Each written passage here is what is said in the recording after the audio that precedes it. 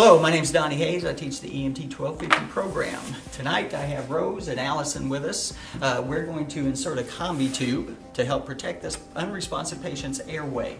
Bear with them, they're just learning this technique. Okay, so Allison, we'll go with you. Yeah. So we want to take the combi tube and we want to test it first. So go ahead and test your balloons. Remember that blue goes to the big balloon, white goes to the small balloon. Once you inflate it, it stays inflated. Go ahead and release the air. Very good. Rose, you're going to blow up balloon number 2. That'll take about, how many cc's of air do you remember? 10 to 15. Very good. You've got it. You'll blow it up. Make sure it stays inflated, then release the air out of it. Okay, very good. Now then we need to insert the combi tube. What do we do to it first before we insert it? Do you remember? We have to lube it up. Very good, because it's going against tissue and we don't want to disrupt that tissue. So, very good, Rose. We're going to displace the tongue and the jaw up, out of the way. We'll insert the combi tube till the teeth go where?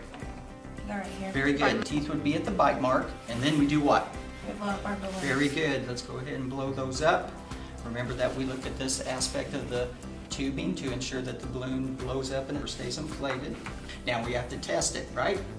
We always start with tube number 1. What we want to do is introduce air into tube number 1 and see if it goes down into the lungs. So go ahead and fix your bag valve mask there. Very good. You'll assume that I'm listening to lung sounds at this time, and we'll go ahead and do slow, easy breaths, and I'll listen to the chest for breath sounds. And I don't hear breath sounds right now. So if we don't hear breath sounds with tube number 1, where do we go? Tube number 2. Very good. Rose, you want to do tube number 2 for me? Very good. Fix your bag valve mask on. That's good. Just like that.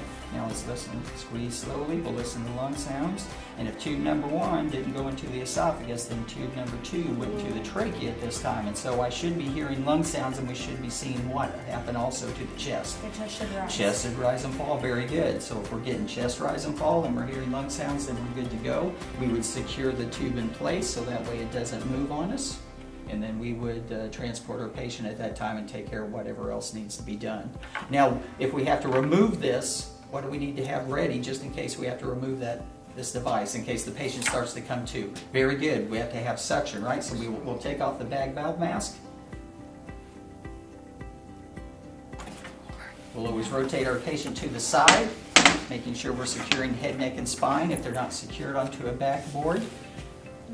Let's release the air out of the balloons first. But that's okay. Just don't do that to a real patient, okay? They won't like it when they wake up. Now then we suction. We'll suction for about 15 seconds on the adult.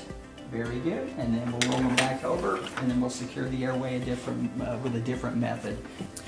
What you just saw was the insertion of the combi tube. It's a dual lumen device to help protect the airway for a patient who would be unresponsive without a gag reflex. One of the many things that the EMTs will get introduced to at this basic level of care before they move over into the paramedic program.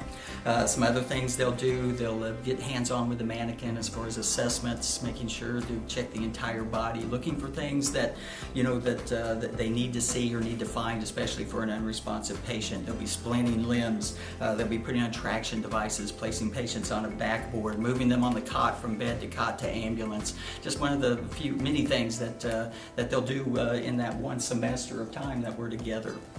From there, if the EMT chooses, they do pass the program, they become state licensed, they can move over into the paramedic program where they'll learn an immense amount of advanced skill, from the cardiac monitor to placement of IVs to drug administration. A great program. It's actually a great career to get into if you like helping people.